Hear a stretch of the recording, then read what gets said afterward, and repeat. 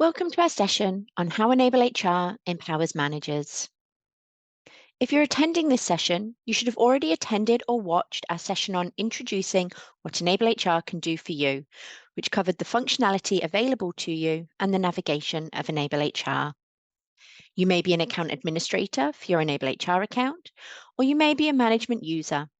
You could be at the start of your organization's journey with us, or you may have recently joined your organization and need to familiarize yourself with how you can utilize enableHR.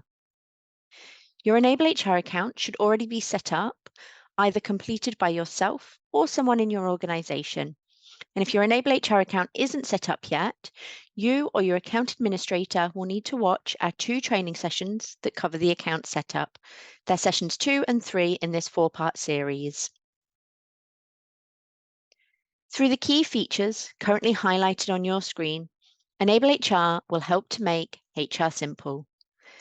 enableHR will assist you to take control of your record-keeping obligations, access up-to-date, legally compliant HR documents, automate your HR processes and reduce the time your business spends on admin, track key dates, receive reminders through alerts and notifications, and provide a better experience at work for your employees by engaging your workforce with employee self-service.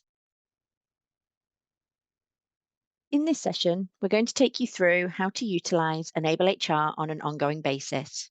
We're going to cover navigating around enableHR, managing your employees, how to communicate with employees via email, employee self-service, and assigning tasks, how to utilize enableHR's employment law templates through checklists and documents. We'll cover employee self-service regarding what an employee can see and do and how they can access ESS. And we'll also have a brief look at work health and safety in regards to incident and hazard management. As this is the last session in our training and setup series, you may find you already have a good knowledge of some of the functionality within enableHR. So some of this session may be a recap for you. Some of the topics we're going to cover will be the same. However, the content in this session will be focusing on the ongoing use of enableHR in your organization. So let's jump into the system so we can get started. This session is going to be done in an Australian demo account. For our New Zealand clients, the functionality of enableHR is exactly the same across both countries. The difference sits in the content we provide within the system to meet the different legal requirements of each country. We also use some different terminology across the regions. What you can personally see and do within your enableHR account will depend on the security and user access roles that you have been provisioned. There may be things I cover in this session that you can't see, and if you think you should be able to, please contact the enableHR administrator at your organization to update your settings. If you are the account administrator and require assistance, please contact our client support team. So we covered the navigation of enableHR in our introduction session, but as a quick reminder, we'll cover the navigation again briefly today. If your organization is using the branch structure to separate and manage employees, you may have been given access to certain branches that you are eligible to view. If you have been given access to multiple branches, you can navigate between them by using the branch locator just up here. Choose the branch that you want to access, click on it, and you'll be taken to that branch. You can also navigate through your branch structure by clicking through them in this way. In the top right over here, you'll see a menu drop down with your name. Under here, you can access your own view of employee self-service. This means that you only need one username and password to access enableHR. If this isn't available to you yet, contact your administrator so they can get it set up for you. Depending on your user access permissions, you may be able to view the settings and the account settings underneath here that will give you access to all of the administrative settings for your enableHR account. The actions will provide you access to all of our features that can be done in bulk, such as importing various records or information into enableHR, uploading documents, launching some of our checklists in bulk, such as online performance reviews, And the action that you might want to use on an ongoing basis is the self-service messaging functionality just here, and we'll come back to that a little bit later. You may have access to view the dashboards just here, and the Get Help option will direct you to our knowledge base that contains hundreds of articles to assist you with using enableHR. Down the vertical menu on the left-hand side here, this is where you'll see the different modules that are available to you in enableHR. Now, these may differ depending on your organization subscription or what access you've been provisioned. You might be able to see employees, contractors, volunteers, work health and safety, or reporting. If you think there's a module that you should be able to access but you can't see, please contact the enableHR administrator within your organization and ask for access, or contact our client support team. This will be based on a user access role that you need to be provisioned. We're currently in the employee module, and across the middle here, you'll see that we have 3 green buttons. These are our workflows, and they are divided into 3 distinct stages of an employee life cycle. So we start with pre-employment, we move on to employee management, and then termination. Within these workflows, they contain our checklists, which are designed to guide you through all of the HR processes that you may need. You can use these checklists to manage your employees from start to finish. These checklists are drafted by FCB Workplace Law in Australia and Langton Hudson Butcher in New Zealand to ensure that you are following both a compliant and best practice process. All actions completed or documents created from within a checklist are automatically saved to the employee's record, and we'll come back to the checklists a little later in this session. Jumping down to beneath the workflows, down here, you'll see your document management area. For each module, this will contain different tabs where you can locate a variety of information relevant to that module. The name of each tab will indicate the type of information it contains. In the employee management module, you'll be able to locate all of your employee records and all of their associated details and documents. Under Library and Awards, just here, you can access a range of employment law resources, including templates, guides, and forms that the system comes pre-populated with. The General Docs tab should have been populated during your account setup. The mobile phone icon that you can see just here indicates that documents uploaded to this tab can be visible to employees via ESS, but it will be dependent on the document type, which you can see in this column just here, and also the status of the document that you can see in this column. If a document has been uploaded and saved as a document type that isn't visible in employee self-service, the document will only be visible to users through the management side of enableHR. If the document isn't in a status of complete, if it has a status such as draft, it will not be visible to employees in ESS. It will only be visible on this management side. The Policies tab should have also been populated during your account setup. You'll be able to locate your company's policies under this tab, and your employees can access them from their ESS account.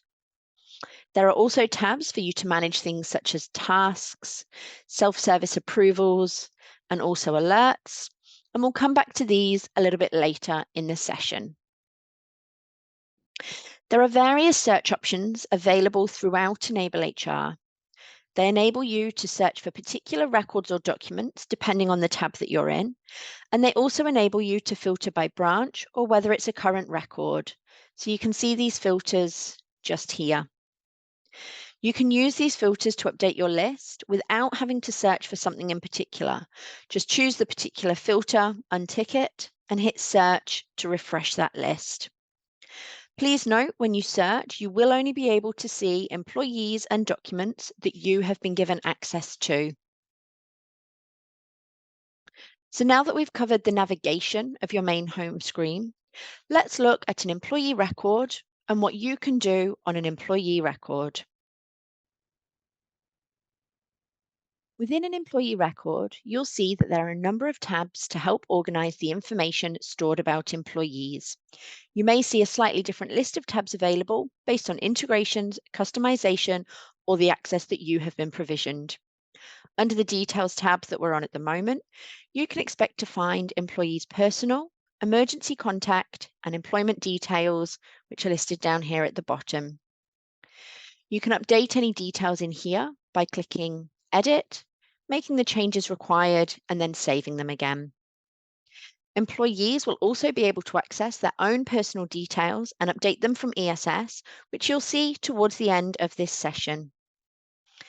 If you need to amend where someone sits on the org chart, you can do that here under the org chart.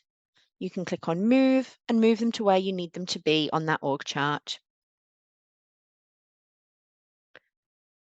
Over on the right here, you'll see that we have a More Actions section. There's some different options under here for you to utilize.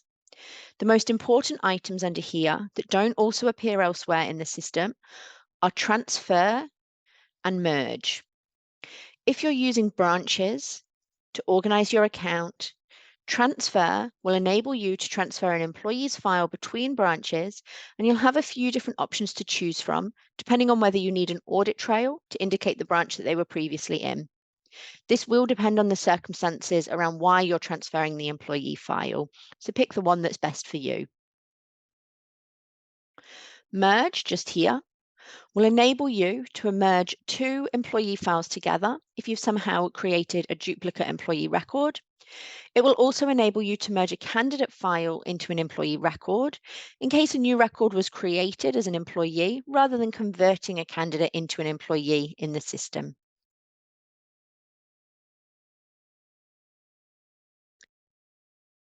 Under Documents, you can store all relevant HR documents related to the employee. Documents that you generate through enableHR, either through one of the checklists or directly on an employee record, will automatically be saved to this tab. Any documents uploaded through tasks or through the training and qualifications functionality will also automatically get saved to the Employees Documents tab. For documents that haven't been generated through enableHR, you can also upload them to this tab so that they can be accessed by management or the employee themselves through ESS.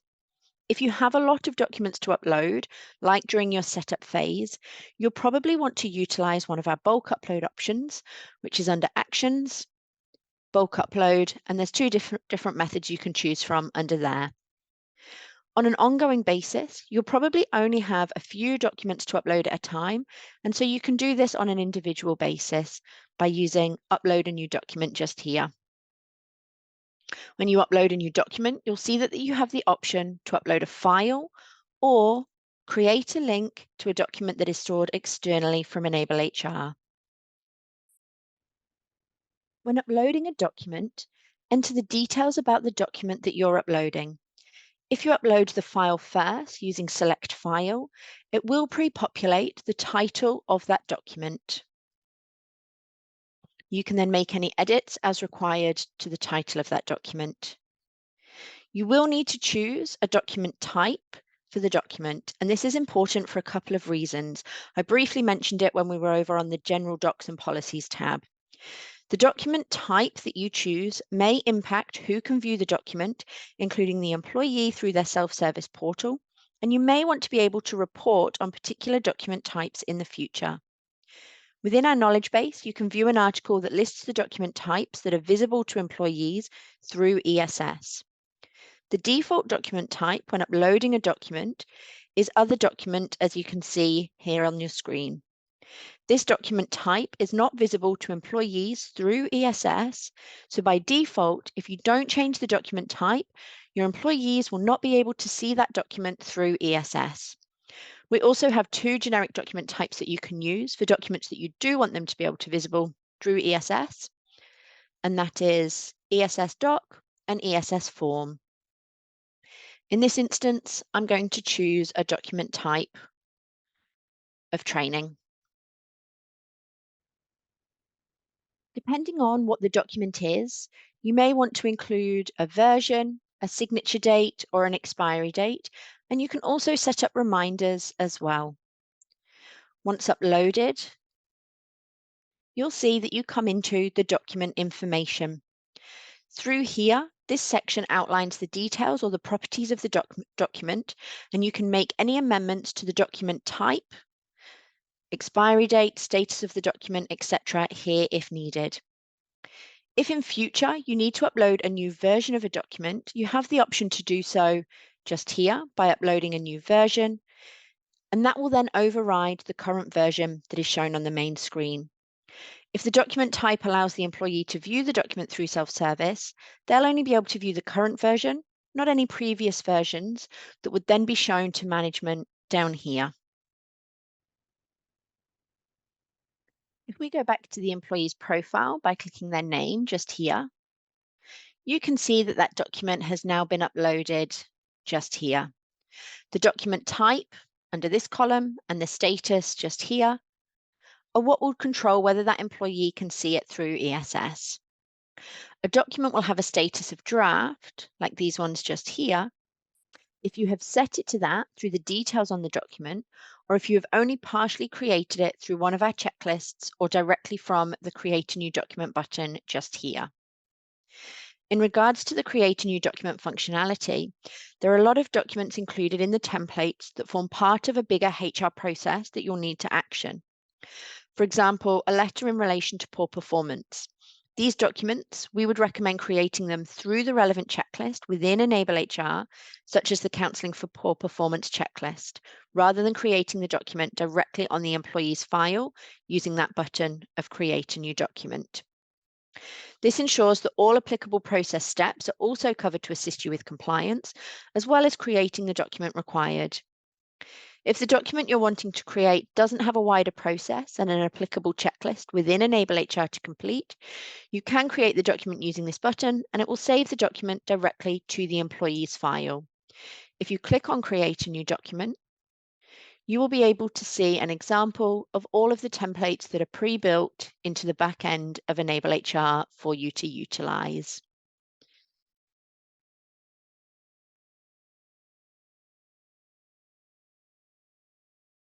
The Notes tab provides you with a few different types of functionality that you can utilize. The tab stores important details such as work-related changes, messages sent to the employee via the system, and reminders and observations regarding the employee's performance. enableHR will time and date stamp certain actions within enableHR and save them to this Notes tab. For example, when an employee acknowledges a message that they've received in employee self-service. You also have the ability to generate tasks to be completed from a note, including requesting the employee uploads a document or information through their self-service portal. To record a note yourself against their employee record, click on Add Note. If you wish to categorize the note to assist with reporting, you can select the contact type and also enter the topic that you're wanting to choose. If you choose to mark the note as sensitive using this option just here, only you or admin users of enableHR with a particular user access role will be able to view that note. If you choose to mark the note so that it is included during a performance review, it will appear as a note at the start of the appraiser's review for the employee, provided the date falls into the relevant review period. That won't be visible in the employee's performance review. If the note concerns another employee, you can choose the employee just here and also link to their record if you want to as well. For a simple note, you're going to write your comment in here. And then at this next step, you are going to save that note as closed. This means that it will only be visible on the management side of enableHR. The employee will not be able to see it. You can also set up any reminders as required. If you want to turn a note into a task, instead of saving this as closed just here, you would choose whether to assign the task to yourself, the employee in self-service, or action by another management user. In doing this, the details of the note will be visible to whoever you assign it to. This is how you can then assign that note to an employee in self-service. You can leave task instructions and request that they upload a document. You can also use the reminders or alert functionality with notes, and you can set up recurring alerts as well, if needed, to track things like birthdays and work anniversaries.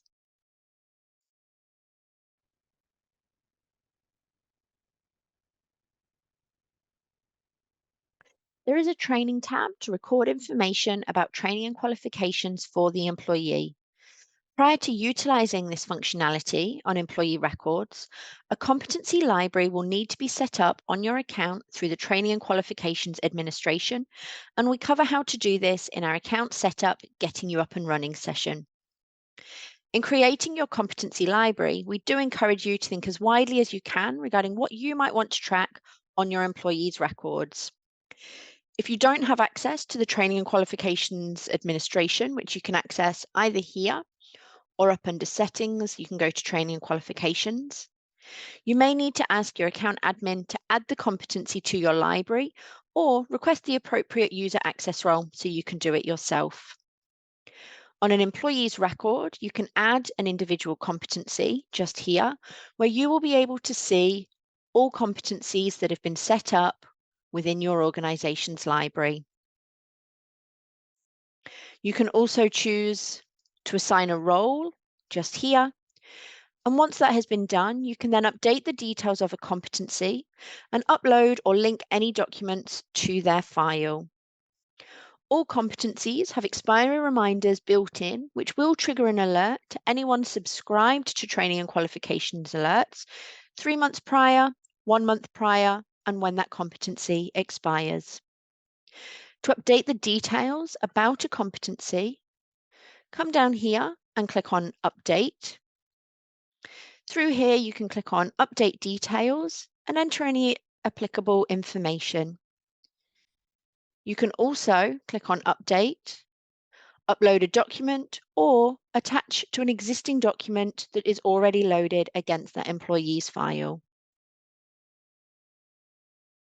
Once set up and populated for your organization, the training and qualifications functionality works really well to assist you with managing any obligations and keeping up-to-date records for your employees.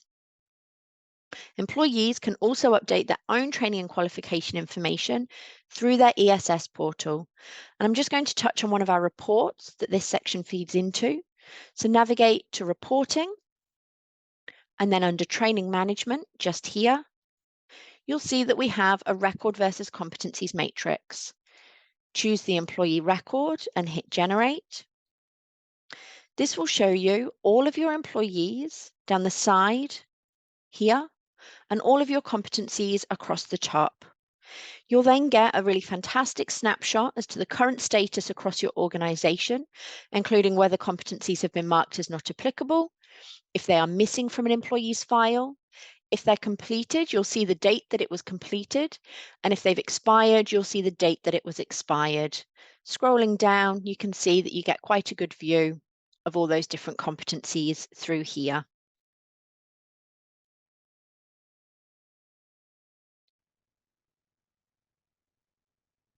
Within enableHR, we have the functionality to assist you with managing your employees' professional development. And there are two features that you can utilize. You can record objectives and development goals, and you can also run an online performance review process. These two features can be used hand in hand or standalone. So going back into our employee record, you can see here that we have a performance review tab. This will contain information about any performance reviews conducted with the employee through our online performance review functionality. Similar to training and qualifications, this functionality may require some additional setup before you can utilize it on an employee record. Once set up, you can manage group assignments of key result areas or individual KRAs that you might want to add to an employee record. Now, this is the second part of the process with online performance reviews. There's also a third part of the process where the online performance reviews are launched from a checklist, either individually or in bulk. We do cover some of the overview in our setup training sessions, and we've also got some specific training resources on online performance reviews, so we're not going to go into it any further in this particular session. Objectives and development. So this tab stores an employee's short and long-term personal and professional objectives. These can be identified during a performance review period or at any stage during the employee's life cycle at your business. Employee objectives can be created and managed by managers or by the employee themselves through their self-service portal. Any strategic or operational objectives that are added and fall in line with the dates of a performance review will be included in the performance review if you use that functionality. As a manager, click on Add Objective just here and populate the necessary fields. You can see here that you can choose whether that objective is personal, operational, or strategic. And if you have a lot of objectives to enter into enableHR, you may want to use our importer. If you don't have account admin access, please contact your account admin in your organization so they can assist you to complete the import, which is located up under Actions and under our Integration section just here. This tab stores and gives you access to all checklists that have been launched for that employee at any stage during the employee's life cycle. The Alerts tab, just here, will store all alerts and reminders relating specifically to that employee that have been set through enableHR. So that concludes our overview of an employee file and the tabs and information available to you. Next, we're going to look at communicating with your employees. There are a few different ways that you can communicate with your employees using enableHR, depending on the circumstances around the communication, particularly if you're wanting to send something or receive something from an employee. By communicating directly from enableHR, there'll be a record of the communication saved on the employee's record under the Notes tab. You can send messages to employees via self-service, either individually or in bulk. And to do this, you're going to go to Actions, just up here, and then Self-Service Messaging. Through here, click on Create Message. If sending a bulk or a group message, you can segment who you're sending the message to by branch, by selecting the particular branches you're wanting to send it to. You can also choose whether the type of record that you're sending it to, whether it's candidates, contractors, employees, or volunteers, etc. If you're wanting to send the message to individual users, you wouldn't use this method to send information that is personal. You would only use this if you're sending generic company information to particular individual users. Otherwise, you do it directly from their employee file, and I'll cover that off shortly.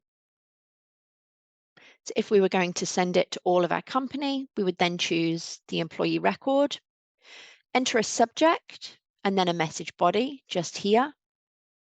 You can format the message however you need to, using your options here, adding in links, photos, or videos if you choose to do so. For self-service messages, you have the option to send it as a message that requires acknowledgement. So by ticking this box just here, there'll be a note automatically recorded to the employee's file of the message that was sent, as there is with all messages that are sent from enableHR. And then there will be a note recorded to time and date stamp the employee's acknowledgement of that message. This is particularly useful when sending out documents such as new company policies, as you'll automatically get a record of the employee's acknowledgement of that policy. If you don't tick this option just here, the employee will be able to dismiss the message, and enableHR will only record the delivery of the message to the employee, not when they have read it. You can set an expiry date just here for how long that message will show up in ESS for. If we scroll back up to the top, we can click on Attach Documents just here, and we can attach any associated documents for that message. You can choose from documents that have been uploaded to your General Docs or Policies tab, or ones that are within the Work Health and Safety module as well. In ESS, this message will appear on the employee's notice board and also in their ESS inbox for them to action. Using this type of communication, the employee will be able to read any documents you send to them and confirm they acknowledge the message and/or documents. In the management portal, you can see the current messages tab that shows all active messages on the account. You can click on a message to make any amendments as required. And there's also a tab where you can access all expired messages within the account. Now, if you want to email an employee from enableHR, you're going to do that directly from their record. There are two ways to do it from the employee record. On the employee details screen, where we looked at more actions earlier on, you'll see here that you have the option to send an email. You can also navigate to notes, and you'll see that we have email employee just here. By choosing to email an employee from enableHR rather than one of the other communication options, please be mindful that you are taking the subsequent communication out of enableHR, as it will be in emails, and if applicable, you'll need to upload any conversations or documents back into enableHR. There's also the option under this Notes tab to send an invitation just here. However, it's the same as emails, and we usually recommend that you send invitations to your employees using your normal method, as sending an invitation from enableHR sends an iCal attachment in an email. By sending the invitation from enableHR, there will be a record of it on the Employees Notes tab. However, your employees may not be used to receiving invitations in this way, so you'll need to assess the individual situation and determine what the best method to use is. Now, we have briefly covered how you can communicate with employees using tasks, but I'll show that to you again in the context of showing you different ways to communicate with your employees. So on this Notes tab, we can add note. And through here, we can change that next step to assign to the employee via self-service. They will receive an email alert and a task in their ESS inbox. If you want the employee to be able to upload a document to send to you, this is the communication method that you'll be able to use, choosing that they allow that ESS user to attach a document with this task. If you want to send a document to an employee, this can be done from the Documents tab, just here. Navigate to the document that you're wanting to send to them and click on the name of that document. Under here, you should see the option to assign an ESS task. If you choose to assign it to them in self-service, the employee will receive this as a task in their ESS inbox with your instructions and will be asked if they've read the document. They'll be able to reply to the task with any comments and the agreement that they have read that document. So we've now seen a few different examples of how tasks and actions can be assigned to employees or to you as a manager. So let's take a little look at how you can manage those through enableHR. You can find items that you need to action as a manager under either the Tasks, Self-Service Approvals, or Alerts tab just here, depending on what it involves and what is required. So under Tasks, you will see a list of the tasks that have been assigned to you. Tasks are usually created when adding a note against an employee or candidate record, or it can be when sending a document. Tasks can also be created at various points throughout the process of completing a checklist. Users can create a task to serve as a reminder for themselves, or can assign a task to another user for action. Clicking on the title of the task, just here, it will open it where you can then choose the most appropriate action, such as completing the task, reassigning it to another user, editing the details, or viewing that task history. Under self-service approvals, just here, these are update requests from employees via the self-service portal, as some information updated by employees will need to be approved by their manager before being finalized in the system. You're able to approve or reject requests in bulk or individually. So you can do them in bulk by clicking here, approving or rejecting. Or to do it individually, you would click on the name, and through here you can approve. You can create a task for the employee in self-service with any instructions if you're going to reject that. To be notified of alerts, you do need to be subscribed to alerts and have an email address saved against your user profile. Now, this should have been done when your user was created, but you can check and adjust your subscriptions without needing to speak with your enableHR account administrator by navigating to this Alerts tab just here, clicking Update Subscriptions, and then updating your subscriptions according to your preferences. You'll see here you do have the option to choose only to receive an alert in application or also to receive an email when one comes through. You will only see alerts for records that you have permission to see.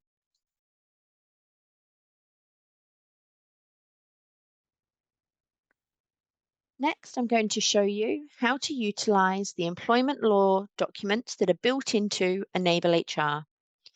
So enableHR has a wide range of employment law document templates designed to support you through all stages of the employee lifecycle, from letters of offer to new employees and warning letters for underperforming, to termination letters for unsuccessful probations or employees who resign. The recommended way to create these documents is via checklists. This way, you know that you're using the right template at the right stage in the HR process. Our workflows and checklists have been designed to take you through the full employee lifecycle.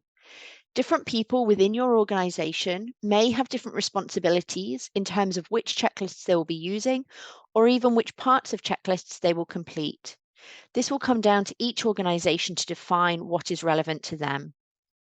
Some organizations will have configured our standard checklists so they're more relevant to the specific processes of their organization. In pre-employment workflow, just here, we start with the ability to request a new position within your organization. We also have a checklist where you can mark candidates as unsuccessful in bulk, sending them an email to notify them that they're not successful. We also have a checklist to guide you through the interview and shortlist process, and then also the pre-employment process as well. This checklist in particular is what your organization is most likely going to use to send an offer to a candidate, create the employment agreement, and request all pre-employment documentation prior to that candidate coming on board.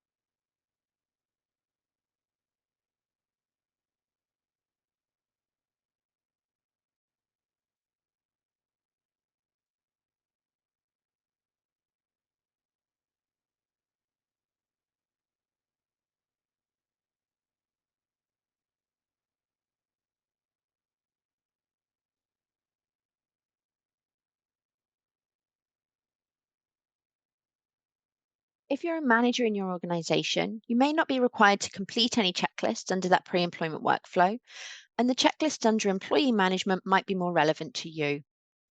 Under this workflow, you can see that we have checklists to assist with conducting an employee induction or creating an employment agreement. There are processes for managing poor performance, misconduct, grievances, and complaints.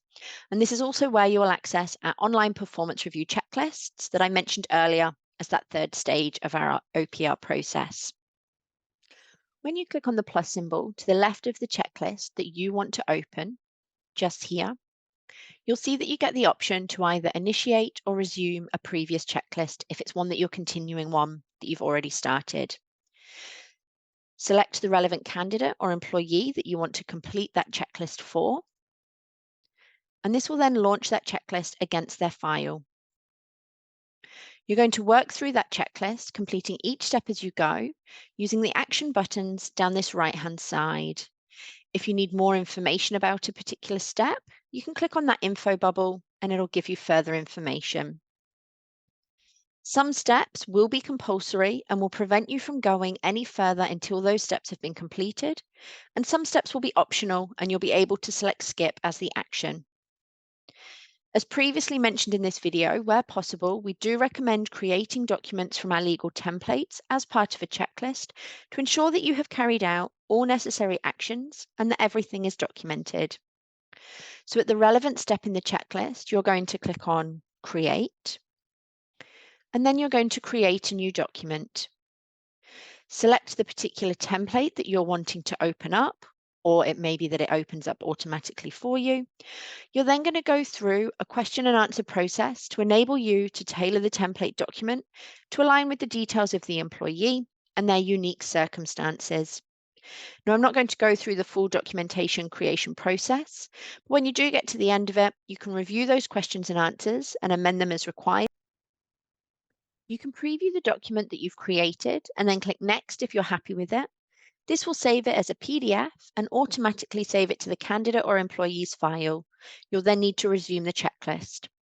If whilst you're in the document and creating it and you don't have all of the relevant details to finish that creation, you can go back into the checklist or to the employee file by either returning to checklist or clicking on the name of that employee record. The document that you have started will still have been automatically saved to the Documents tab on their file with a status of draft, and you can go back into it or the checklist to finalize it at any stage.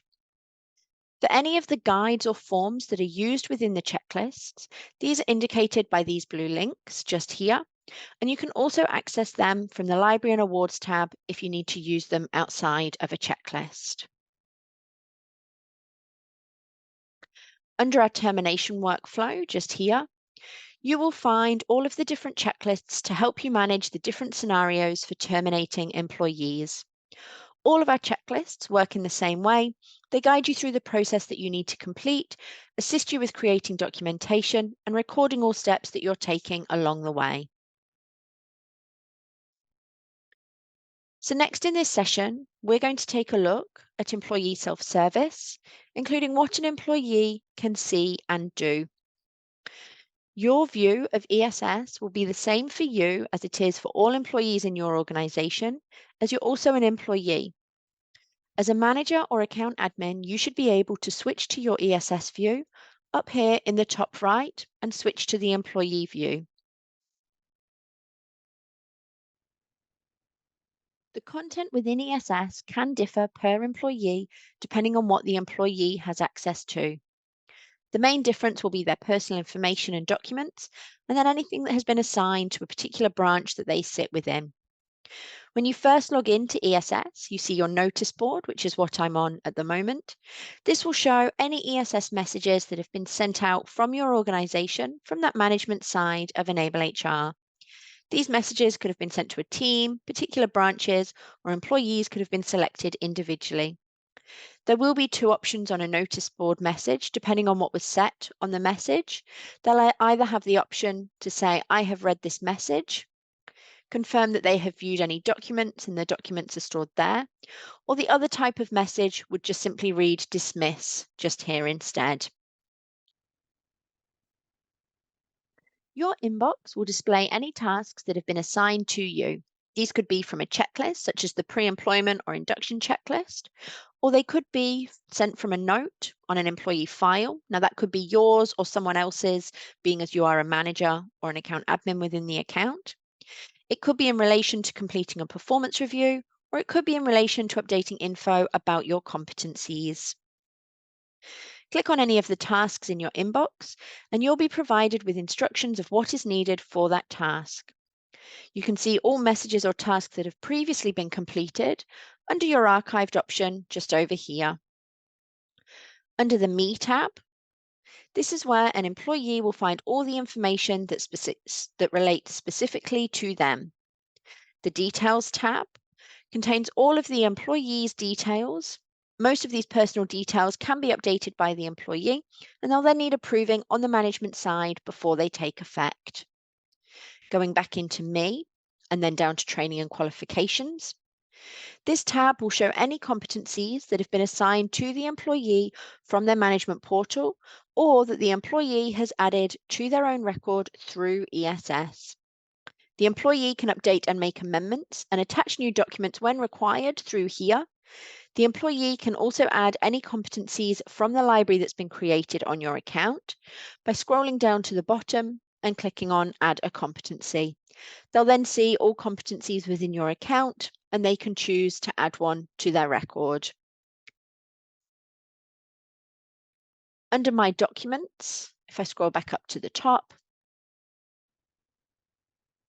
this tab will show any of the documents that are stored on the employee's files that have an ESS applicable document type, and that's why that document type is really important.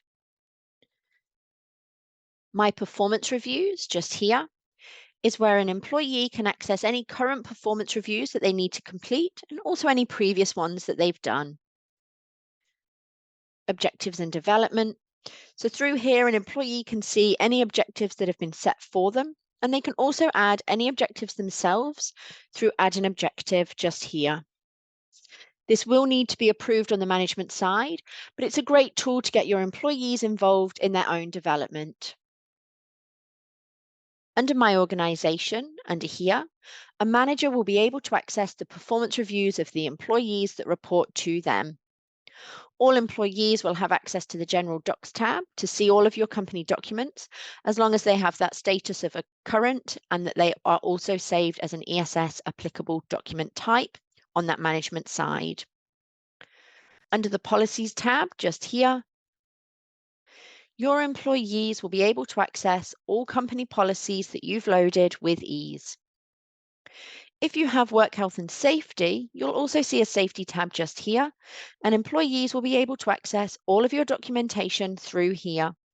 They'll also be able to log hazards and incidents directly from ESS, and all they need to do is go to the incident, add a new incident record, and then simply enter the details required. They can also upload a photo or a video if needed. This will then come through to the management side for appropriate action to be taken. So that gives you an overview of what can be done from ESS. So let's jump back into that management side by going back to our name in the top and switch to Manager View. And we'll be able to have a look at how we can give employees access to ESS. So there's a couple of different ways that you can provide workers with access to ESS, depending on where you are in your journey and what you're needing them to do in ESS initially. When you're first setting up your account and launching ESS to your current employees, you'll most likely send them the registration link via email, and this is covered in the second of the setup training sessions. For ongoing use and new candidates or employees, you'll most likely provide access through a task in one of our checklists in your onboarding process. So this could be from the pre-employment documentation checklist, possibly the create an employment agreement one, or even the employee induction checklist. If a worker is assigned a task from within one of our checklists that need to be completed in ESS, enableHR will automatically send the worker an email to register for their self-service access so they can then complete that task. The worker will need to have an email address saved on their profile for the system to be able to send them an email. So we're going to finish off today's session by taking a very quick look at work health and safety. And I'm not going to go into this module in detail, but we're just going to have a quick look at hazard and incident management. Incidents, hazards, and risks can be added by employees through ESS, as we just saw, or from the management side by clicking on Add an Incident Record. Through here, they can enter any details as required, similar to what the employee could do in self-service. If I click onto an incident record, you'll see through here that it looks quite similar to an employee record, but with some slightly different tabs and information stored on it. Details for the incident can be updated directly through here. And then if I go back to our main screen, under Manage Safety, we also have an incident management checklist that can be completed using the details that have been entered on that incident record. You can see under here, we also have a hazard management checklist and also an injury management and return to work checklist that you might want to utilize. So that completes our session for today, and we do provide more of an overview of work health and safety in our Introduction to enableHR session. If you need a recap of what we've covered in this session, you can access our knowledge base where you'll find specific articles to support each of our training sessions. If you require any assistance in using enableHR, our client support team are here and ready to help. The contact details are on the screen at the moment. Thank you for watching. I hope you have found this session helpful and that you feel ready to start utilizing enableHR to help make HR simple.